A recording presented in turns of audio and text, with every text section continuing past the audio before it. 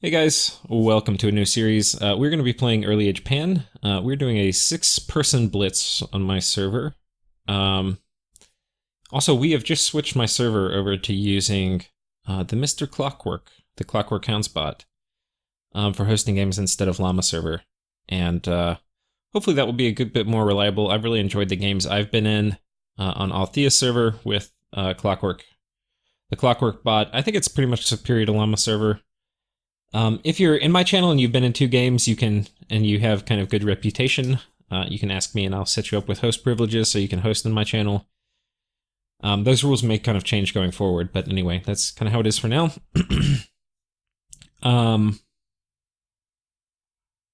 But yeah, so this is a game with mostly Patreon folks, but also with just some people from my channel. And it's 6 people. We set up, I think, 6 hours to play, though I don't think it will take the full 6 hours. The game is over now. I'm coming back and recording the national overview afterwards. The nations we're playing. So I'm playing Pangea. We've also got a Vanheim. We've got a Rus. We've got a Tianchi. We've got an Abyssia and a Therados. So this is early age too, if I didn't mention that. And so when I go through my build and stuff and all that, it will be in context of those nations. Yeah. So, without much further ado, let's talk about Pangea. So, let's give you the broad strokes first before we get into the units. Pangea is a nation of mostly stealthy units. They focus on nature with decent earth access. They have pretty good, durable, solid early age game troops. They have very good sacreds that you can, the white centaur that you can do a kind of a Mimi bless with if you want to. They have thugs that they're not great thugs, but they're okay thugs. And then they have seducers. And then they have like big nature magic casters that if you choose to take turmoil, they give you free spawn. And yeah, almost everybody can go stealthy unless they're a Minotaur. You also have probably the best scout in the game. You can get them from any forest. You get a black Harpy. Your forts, you have a spell where you get forts in forests for 35 nature gems. And then also you build temples and labs in forts in forests very quickly or cheaply. So that's nice. To grow the fort in a forest, you need a lab. So you usually move somebody in. You do the 250 gold lab. And then you cast that spell. And with the amount of nature income you get as Pangea, it's pretty damn efficient. Like you know, things are good. Problem though, is that you typically want to fort more stuff, like thrones and other things other than forests. And unfortunately for you, those forts are very expensive. They're 900 gold, and you can only upgrade them to level 1. So they're not very much defense. So anyway, that ends up posing kind of a big problem. The other thing that's worth saying, aside from that almost all your troops are stealthy, is almost all of them have recuperation. So if you manage to keep them alive, they can get quite a few experience stars and be pretty effective troops later. They won't get the normal afflictions accompanying experience stars. So that's kind of the nation overview. We're going to go through all the units. I'm going to start with the white centaur. So this is a cap-only sacred. They're one of the few stealthy sacreds, or not few, but they're one of the stealthy sacreds. They also have Berserk 3, which is a great trait to have on sacreds. And they have forest survival and recuperation, which is nice. They have 2 attacks, a light lance and a hoof, and then a javelin, which they'll throw. I don't actually really like using the javelin, because I feel like it messes up their formation. And for these guys, their formation's pretty important. They have okay armor, they have an okay hat, and then they have a okay shield. Nothing to write home about with this for protection, but once they go berserk, it'll kind of jump up more, and so then they'll be at a respectable, 12 protection. Yeah. So that's the white centaur. These guys can definitely take a very heavy... First of all, they don't need a bless. If you just want to expand, they don't really need one. but they can also take a very heavy bless, and they can be very, very hard to kill. So I think it depends on your playstyle and how heavy you want to go into a bless. If you just care about early game, which you could argue is a situation for blitzes, then you probably would go heavier on the bless than I'm going to go. So I might have sub-optimized by going harder into scales for a blitz game.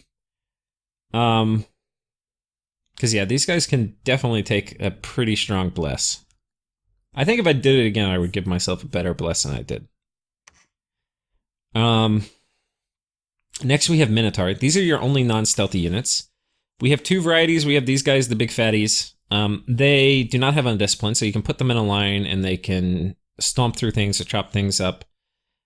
Basically, they're size 3 tramplers, so they're going to squish humans. If they run into cavalry or something like that, they're going to cut it in half with their axe. They hit for a shit ton of damage. When they go berserk, they're going to get +5 strength. And this is a two-handed weapon. So basically they're going to get 7 damage. They're going to hit for like 35, 36, probably 36 damage when they go berserk. And then they're going to have way higher attack skill. And with 27 HP, it's going to be pretty hard to kill them without them going berserk. So, and then, yeah, their protection's going to go through the roof. These guys are pretty damn solid. If we go to the only problem is they're 50 gold. They're really expensive. If we go to their cheaper cousins, they are 40 gold, so a very significant discount. The downside is they get undisciplined. Their berserk isn't quite as good. It's 4 instead of 5, and they have like barely worse stats. They have 1 lowered attack. But tramplers, the number of them matters a lot, and I have a feeling these would be significantly better. They also don't have quite as good armor, though it doesn't show up here in the protection. But I think these guys are going to be better bang for your buck most of the time. You can usually deal with the undisciplined issue. Next we have Centaur Warriors. And there's 2 varieties. There's one without a javelin, but that has a hat. And there's this one, which has no javelin, but no hat. So, I think it's a lot of these things have like male and female varieties. So this is the female variety with the javelin.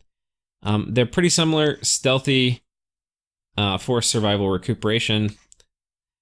Stealthy force survival recuperation. These guys also have berserk. So, in terms of price, these guys are also a little more expensive, because really, objectively, they're kind of better with the berserk.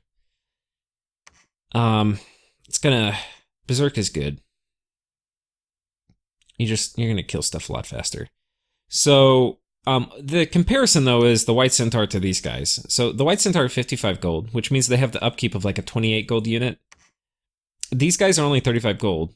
So it's going to take a very long time for the White Centaur to like pay for themselves with the reduced upkeep from being a sacred to equal the cost of these guys. But the White Centaur are better. But you're like, how much better? Well, if we don't buff them, then they're not that much better, because these guys are Berserk 3. These guys are Berserk 3, these guys are 23 HP, and then if you look, 11 attack, 17 defense, 16 defense, 10 attack. Not a ton better, right? And when these guys get buffed up with Berserk, they're still going to be pretty killy. Now with the Bless here, White Centaur obviously going to be better. But if you recall, I said you don't really need a Bless for your White Centaur to expand. Same goes for these guys. So you can totally play Scales Pangea. And these guys will expand just fine. Like, you'll have very, very good expansion just making these guys. The Javelins, the thing is that these guys are so good in small numbers. And, like, you don't need a lot of them to expand. And Javelins, which are what this lady has, are good in large numbers. So the Javelin here is like, meh.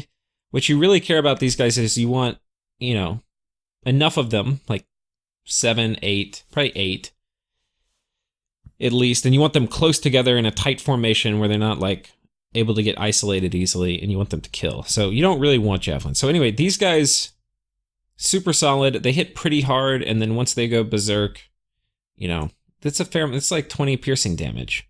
That's a lot of piercing damage. And then the attack density is okay since you also have a hoof. If you do Strength of Giants, then you're starting to get a fair amount of piercing damage, like 24, once they go berserk. So, you know, that's Strength Giants isn't online super early, but you're kind of getting into anti-elite territory, and then you got a charge bonus too. So, you know, these guys are good. You can totally play Scales Pangea, and I think these are kind of like an anchor. I think that kind of ties the nation down in a way. Like, if you want to go super heavy in your bless, you just have to remember that you're like at some point, how much better are the White Centaur with more bless points? Whereas instead, you could just have Centaur Warriors. Like, at some point, you're not really going to expand better than this. And at some point, you might just rather have more Centaur Warriors in your army than, like, having super mean blessed White Centaurs. It's a thought. Next, we have the Centaur Archers. They don't have any armor, but they have bows. They're basically too expensive. I'll just leave it at that. You have a short bow, you have a longbow variety. Obviously, you'd want to get the longbow. But they're just too expensive. I can't think of why I'd want to pay 25 gold for a longbow. But if I did, I would come back and get these guys. They're stealthy. Perhaps you can make an argument because they have okay attacks that maybe they shoot and they can raid. I don't think so. I think these guys are traps. So we're not going to talk much more about them. Next, we have the Satyrs. Now, the Satyrs as a chassis are stealthy humans. They have better HP than humans and otherwise pretty similar stats. Their morale isn't always great. But we have a few flavors. We have the Satyr Sneaks, who have the best stealthiness of all of them. They're stealthy 60. Then we have, and then they also are undisciplined, and they have cause unrest. Which, this actually, while it's a malice in your own land, it's actually not a malice when you're raiding. And that's where you typically want Satyr Sneaks, is in other people's lands. So, can be pretty annoying to cause, like, extra economic damage to your enemy. Next, we have Satyrs. These guys have Javelins. These guys actually can expand okay, because you remember what I said about Javelins, you want lots of them if you have them, and you can make a lot of Satyrs. I haven't tested it, but I would imagine these guys would do pretty well in expansion. And it may be that if you do a mix, like these guys would be better running into barbs and things like that, because if you have like 40 Javelins coming out versus barbs, they'll probably do okay. And getting 40 of these guys would be no problem. Next, we have Satyr Warriors. These guys are like other Satyrs, except they don't have the undisciplined penalty. And then they have a shield, which is nice. So these guys are okay if you kind of just need people to hold the line, but they're not... They don't scream that, hey, I'm going to do super well in combat. They're going to kind of hold their own. They don't have great protection, but they have a shield. They have okay defense. But they don't have great attack density. But I don't know. Like, their bronze spears are going to do a little more damage because they have a little higher strength than other troops. They're not horrible, but they're not great. I don't think. I think if I were expanding with Satyrs, I would use these guys. Because that Javelin, when you get lots of them, which is what you want with Satyrs, would do pretty good. And likewise, these guys will probably be okay for raiding. Because things for expansion and things for raiding usually kind of do the same. And then finally, we have Revelers. Revelers are interesting among Satyrs in that they have cause unrest like the Satyr Sneaks, which is good for raiding. But they also have Berserk. They're the only Satyr with Berserk. And they have 2 attacks, 2 melee attacks. So they end up doing pretty damn well in melee. Once they go Berserk, now there's a chance they get one hit killed, but if they don't, they're gonna do a pretty good amount of damage in melee. With +3 attack and +3 damage, these both become pretty killy attacks. And so they will kind of chew up a front line. They're gonna suffer to archer fire and things like that, but these guys make very efficient raiders. So the problem when you recruit them is you'll inevitably get some unrest in your own land. So anyway, there you go.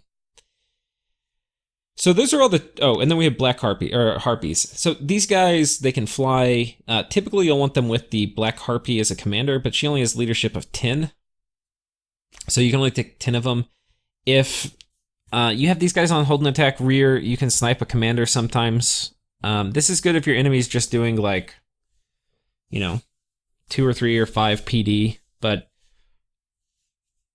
I don't know. If the, like, and it depends a lot who you're fighting, like what type of base commander they get when they put PD down. Because if it's like a kind of strong commander, then kind of forget about Harpies. But if it's weak, then you could potentially pick it off. So, yeah, I'll just put that out there. You could potentially use Harpies for other, like with other commanders, but then you kind of lose a lot of the strategic flying advantage. But they could be used to disrupt mages or stop thug scripts. So it's a nice tool to have in your arsenal. It's not something that I'm going to use much, unfortunately. Commanders now. Commanders, we have the Black Harpy, best scout in the game. You can get it in any forest. They're flying, stealth, high stealth. They're flying with high stealth. Like, what more can you ask for from a scout? Next, we have Satyr Commanders. These guys are kind of like your indie commanders, except they're stealthy and they have kind of better stats. And yeah, leadership 40. We have the Minotaur Lords. These guys are thicker. You don't have to worry about them getting picked off. And then they're kind of okay. They're kind of your best commander without going into the mages. So you may want them to lead Menaids around just because they're not like necessarily more leadership efficient per dollar spent, but you're going to save like recruitment points potentially. And then these guys are also just thicker. They're not going to die as often. And potentially you can have them run into combat with the Menaids, and if there's a thug and then the Centaur hits him while they're surrounded by Menaids, he may kill them. Anyway, that's an option. These guys also, I'll just mention, you probably could thug them with the appropriate fluffing and then some budget items. So potentially there are strategies that exist around Minotaur Lord thugging. It's kind of like troglodytes with the Agartha. It's possible, it's not necessarily efficient. But speaking of thugs, let's move on into these guys. The Centaur Hierophant and then the Centaur Hierophantide. So we have two varieties. One is Earth Nature, and the second is Water Nature. One has a short bow, one has a long bow. The bows don't really matter, but the water one does have one better defense. But this guy, the Earth one, does have slightly better HP. And the HP actually puts you over a regen threshold. This person would regen 2 per turn. This person would regen 3. And these kind of tend to make the better solo thugs, like the Earth varieties, because they can do Iron Skin and Temper Flesh. The water is nice for like counter thugging, where you can do Quicken Self and things like that. Quicken Self, Liquid Body. You're going to be pretty good at counter thugging. There's kind of advanced strategies with using these guys in pairs, whereas they can be in the same tile and buff each other. I kind of get into that, but I just don't really have time to do it in the Blitz. But it's one of the things I would like to do more in a real game. But yeah, I think these guys are solid thugs. They're not great, but they're cheap. They're very cheap. So if you figure out like a good combo with good cheap gear and you're not putting too much on them, they can be very effective. And you know what they're going up against. Potentially, these are also your researchers. If you take magic scales, they're okay researchers because they're sacred and they've got some, like, especially if you take magic 3 and they're a 10 RP for 120 gold, like, that's not bad because they're going to have pretty low upkeep cost. You're not going to win any research wars really, but they're okay. Yeah, if you go Drain, this is a nation that really suffers with Drain. Because you don't really have great researchers. Like, 7 minus 3, you'd only be doing 4 research a turn. These guys cannot research and Drain. Dryads are kind of the same. Like, they're significantly more expensive. Like, these guys are 120. She's 185. Like, way more expensive. And only 2 better RP. So, also kind of need Drain. And really, these are going to be way better researchers than your Dryad. Yeah. Now, the Dryads are obviously important because they are seducers. Notably, they also have awe. And then they're stealthy, of course. But these ones are interesting. They can do Foul Vapors with the Thistle Mace. In Assassinations, they can do Lesser Water Elementals. They can do Frozen Heart. They can do Swarm, which is the most common thing you'll see. And then potentially they can even like Moss Body or something. But yeah, they're pretty solid in Assassinations. There's a lot of different things they can do, though mostly what they do is Swarm. The way Seductions work is there's like, let's call it, it's a check against your morale, but let's just call it a 10% chance of effectively seducing somebody where there's no battle, they just run away and they're now yours. There's a 90%, or I don't know what it is. Let's say there's a 80% chance that you're going to have an assassination battle. And I think and I could be wrong about this, I think there's a 10% chance that nothing happens. But I could be wrong about that. I don't even know if that happens this game. Nothing happens. I know with Dream Seduction, nothing can happen. But I'm not sure about Normal Seduction. Anyway. But in general, the way to think about it is these guys are assassins with a chance to steal the unit. Great. And they're pretty good assassins. They're one of the more terrifying assassins in the game. Next, we have the Dryad Mother. And she's basically a super expensive Dryad. That's about it. But she has one better nature path. You have a chance of getting water too. So the main reason I think to get her is it's your only access to water too. You also get earth, which is going to be your only real way to get water earth. But water earth isn't really a terribly important cross path. Potentially the earth randoms though could be like thuggy assassins because they could do things like Iron Skin and run in and kill stuff. And with the right gear, it might be possible, but I don't know. I don't really think that's gonna be better than like what a Dryad can do. But if you just want to mix it up, like if you have a lot of Dryads and they've got like very specific counters to Swarm Assassins, you can have like one Dryad Mother with an Earth random that's gonna do like real thug things, and you put like a Coral Sword and an Amulet of Growth, and she'll have like 25 HP and another item, and she can just be really, really hard to kill in a completely different way than your Dryads.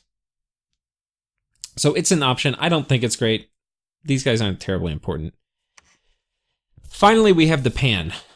Okay, the other thing about the Dryads is they can cast Foul Vapors without a Thistle Mace. And your Pans, which are your high nature mage, they don't get water. So if you want to do like summon Naiads or something, you may do that with Dryad. Or things like Living Castle, I don't know. Or Kelp Fortress, whatever that thing is. Pans. These are kind of one of the units that make the nation. They're, first of all, really high nature casting. They're in 4. They have a 10% times 0.3, so they have a 3% chance of getting nature 5, which would be huge. Now in combat, they can all be nature 5, because they can all cast Strength of Gaia, which gives you regen and bark skin and +1 nature. The randoms you get 2 randoms. You get an earth and a blood. The blood are going to be your blood hunters, though they can do other things. They can forge like Armor of Twisting Thorns. They can cast Rain of Toads. All of these guys can technically blood hunt, of course, but blood 2s are going to hunt a good bit better than blood 1s. And then your earth randoms, which is you've only got 2 kinds, earth and blood. Your earth randoms can make earth boots, then they're earth 2, then they can summon earth power, then they're earth 3. Yeah. And so from there they can kind of they can also make bloodstones, so then you get up to earth 4, and now you're casting like Army of Gold and stuff. Oh, I'm sorry, the earth randoms are going to start with 2, then with boots they go to 3, with earth power they go to 4, and with a bloodstone they go to 5. So you can potentially have an earth 5 caster with just this guy. So yeah, they're pretty damn good.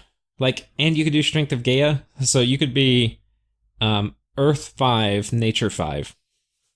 Like without, I mean, like it's kind of, it would be expensive, but you know. And you wouldn't necessarily want to do that on the same guy, but anyway. Just for illustration purposes. Nature, I think, is one of the spells that is good all game long. It's good early, it's good middle game, it's good late game, especially when you're high nature. Being low nature, some of the, like, Storm of Thorns and stuff, it's not that great later, but it's okay. But, like, high nature, you can do Charm and stuff, and then there's a bunch of nature battlefield enchantments you can drop. So, I don't know, I really like Pans. Now, one of the most defining features about Pans is that they summon Dryads. Okay, I don't know if I said Dryad or Minead, but they can summon Mineads. Now, Mineads are... they're basically naked, sex-crazed females that follow Pans around. And they attack with their claws, and... yeah, you get them in surprisingly large numbers. And if you can buff them with, like, mass protection and stuff, they're okay in combat. I mean, they're not great. But I think they go berserk too. I think they go berserk too. I can't completely remember. But yeah, the problem, and this this gets us to, I think, the core paradox or the core conflict of Pangea. To get Mineads, which is a very good feature because they're also upkeep free, you need Turmoil. Now, the problem with Turmoil is that to make all your troops, you're recruitment point limited. Assuming you're not gold limited. So, like, you don't really need production. You need gold, but if you want Mineads, you need Turmoil. So then you end up kind of, like, you can't have your cake and eat it too. And you really want to go Turmoil 3 if you take these guys. So, anyway, that's kind of the conflict. You know, what do you do? In this game, we're going to go for Turmoil. But anyway, these guys are super useful. I think this is a really cool nation. They kind of play really differently. They're kind of elfy, but not quite like being real elves. And yeah. So I'm going to actually show you the pretender I made, and I'm going to explain... Well, we're going to do one more thing. So if we look at the troop lineup, you've got a lot of bases covered. You've got you have Scales expansion covered if you want to do Scales. You have a Bless if you want to do Bless. You have some anti-sacred or like anti-rush with Minotaur. And then potentially anti-rush with Centaur, though it depends what's coming at you. But if you get like really meme rushed, this may not be enough. Just saying. Satyrs are definitely not anti-rush. So anyway, you have I would say you have a solid troop lineup where you don't need anything from your sacreds. But if you do need anything, it's probably killing other really good, hard to kill stuff. So the Bless I chose to go with Pangea is, I chose to go with an imprisoned, attack-oriented Bless. There's a Therados in this game, so I wanted to have magic weapons. Otherwise, I might have skipped it. But there's also elves, and elves tend to do things like Mist Form. And then late game, they're going to do Fog Warriors. So magic weapons is going to be really good for dealing with all that. So probably I would keep it, actually, even if there weren't Therados. Attack skill +2 is going to make our White Centaur much more killy, and then Blood Surge is going to make them even more killy. Now, I could have done other things too, and I'm not totally sure what I would have done. But this, I think, was like me going almost full Scales. I probably would have liked a little higher magic, honestly. And maybe trading productivity for magic here would have been, I think that would have been good. Going down 1 or 2 in productivity and taking magic. Yeah, probably going down 2 in productivity and taking magic 3. I'd lose a little bit of income, but I'd gain a lot of research efficiency. So I think I probably would do that trade, like looking back on it. But otherwise, I'm kind of okay with this. Going temperature neutral saves me a lot of money, and then growth 3 gonna make me some money, and then hopefully I get some luck events. But that's obviously pretty random. I got blood here with just an extra 10 I had, and that's because we're a rainbow chassis, so other paths are cheap. That's going to give me the fire death booster, and then it's also going to give me blood death, which means eventually I could probably make it into vampires in a very late game scenario, which not going to come up in the Blitz, but also this guy can twice sport and stuff potentially. Anyway, I don't know. I wanted to have some way to kind of break into death. Now, there's a bunch of other things that we could do. This is like a full Scales build where we say, hey, we're not going to go for Mineads. We're just going to get our recruitables. We don't need a lot of productivity, but if we get order, we're going to be making some money. Here we chose to keep you really do need magic with this nation, and we didn't get luck. So this gives us Blood Surge, Reinvigoration, which is nice on Berserkers and on your Thugs. Yeah, I think this is solid. Potentially you could up this and go for Fire Shock Resistance. That would probably be better in a later game scenario. But yeah, you could do a build like this. But again, this build we're doing the trade-off. We're saying, look, we're not going to get Mineads. We're just going to do recruitable Sacreds and Satyrs. And this may be the better play. I'm not sure. They play very differently. Okay, so that's the Statue of War. Let's see if there's anything else here I want to show. Not particularly that.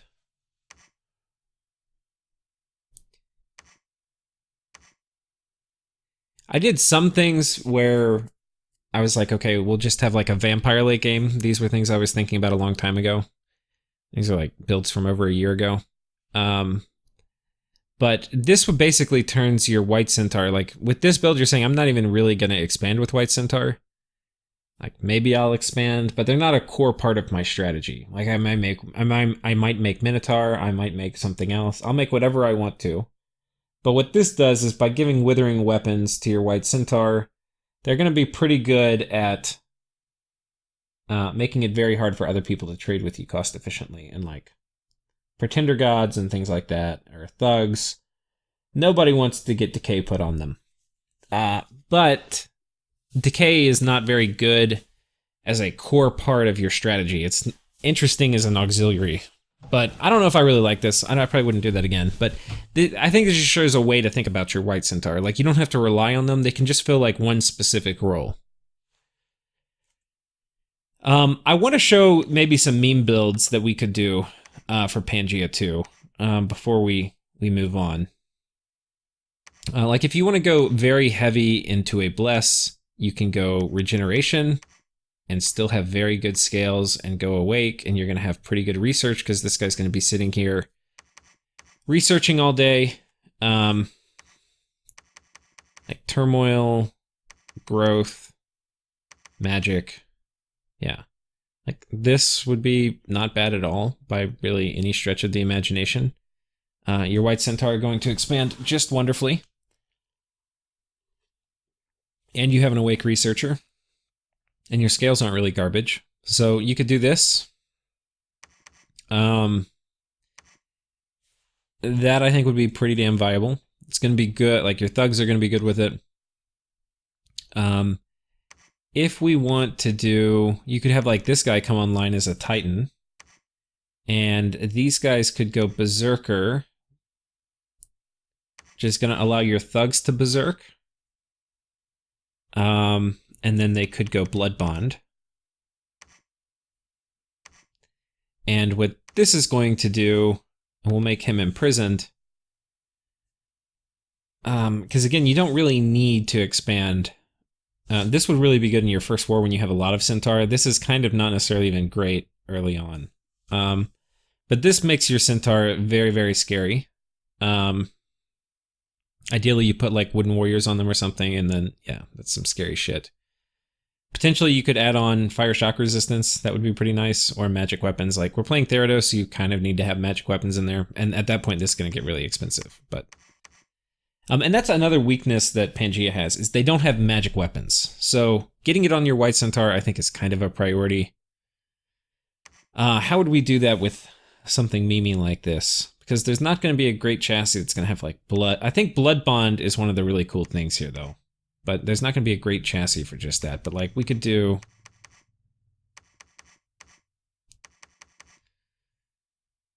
Dormant, Fire Shock Resistance, Magic Weapons, Berserker, Blood Bond. Alright, these guys are going to be pretty hard to kill. And they're going to deal with a lot of different threats. And then you go Dormant. We're going to have to take a hit on the scales here. We might even trash that one. I think 6 is the max we're going to do. I don't know if we want to go too much. You might even be able to go one lower here. I'd probably take it off here. So you could go something like this. We'll actually save this. And this would be one kind of Centaur build. None of these things that are incarnate are really going to matter to your first war, and this guy will be waking up just in time for your first war. He's also going to be able to mono drop people and all other sorts of fun things, so he will be pretty helpful to have around. You know, potentially we could have dumpstered Luck Like, and it may be, it probably is better to go like Misfortune 2, Magic 3 here. So I probably would do that. Yeah, I think that's probably fine. I don't really like going Misfortune. I hate Misfortune, but I think with Pangea it's probably okay. You have thugs who can retake things pretty easily. And then a lot of your forts are going to be building instantly in forests. So you don't really have the same exposure to like random indie attacks. I still like luck, but if you go heavy on the bless, you just don't have enough to afford it. But this would be pretty good for White Centaur. I do think magic weapons is pretty important because, like, the thing is, you have a lot of tools in your arsenal, but you have holes, and one of the holes is you don't have magic weapons. The other hole is okay, things don't hit terribly hard, especially things with magic weapons. Like Minotaur hit pretty hard, but and then I don't think we're gonna make another one because I've kind of covered them, but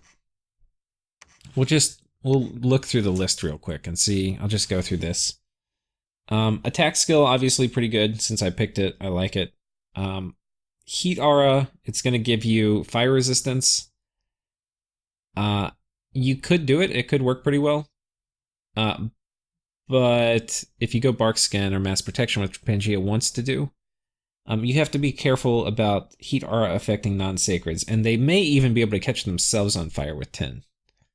Because with bark skin, it's going to drop down to 5. So you might have to do that. Yeah, I don't know. That may not be a good idea. Fire shield, there's no real awe synergy here in particular. You already have awe on some of your units too. The resistances I think are going to be okay. Like it's nice to get on your White Centaur, but it's also pretty useful on thugs. What else? I think defense is pretty good. You have Cav, which gets harassed down less, so you definitely could go for like a defense-based strategy more than like an attack-based strategy. I'm not sure if that's worse. I feel like it's a little worse because you want to have something which can kill things quickly, not just sit there, because that's kind of like what a lot of your guys do is just sit there. Like, Satyrs aren't very killy. Even your normal Centaurs aren't that killy like your Centaur Warriors. Like, they'll kill things, but, you know, I think it's nice to have, like, some real high-impact dudes. Quickness could be a thing. If you're going full meme bless, you could do quickness. That'd be hilarious. This was the thing when Dominions first came out and quickness was bugged, and you got, like, you didn't get twice the number of attacks, you got 4 times the number of attacks. People were going quickness White Centaurs all the time. It was kind of funny. Those were scary. Reinvigoration combos pretty well. I think Reinvigoration is a good pickup. Larger, I think, works okay. The problem is you can't stack 2 of your thugs on the same square, and you can't stack 2 of your centaurs, but otherwise it would be nice.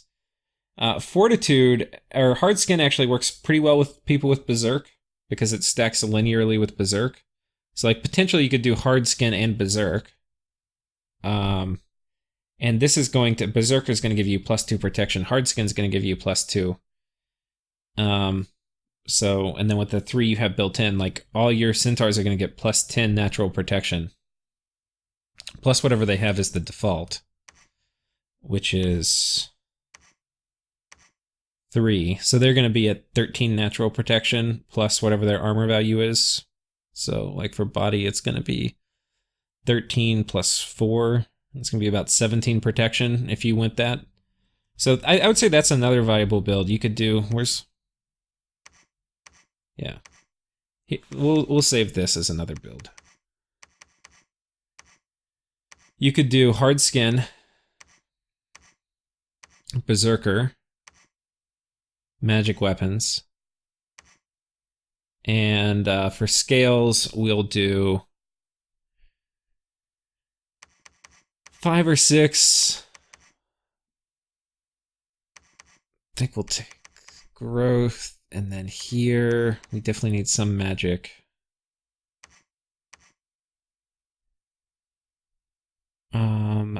These things are going to be pretty helpful for initial expansion, though. and being awake and researching, but that's kind of a lot of points.